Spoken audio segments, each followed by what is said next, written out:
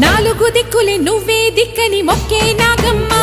నీ బంగారు కాంతుల చల్లని పడగల దీవెనలి అమ్మ అమ్మా నాలుగు దిక్కులే నువ్వే దిక్కని మొక్కే నాగమ్మ నీ బంగారు కాంతుల చల్లని పడగల దీవెనలి అమ్మ నమ్మిన వారికి నాగుల జాతికి అమ్మవు నీవమ్మ పసుపు కుంకుమ పడతుల కొసగే దేవత నీవమ్మ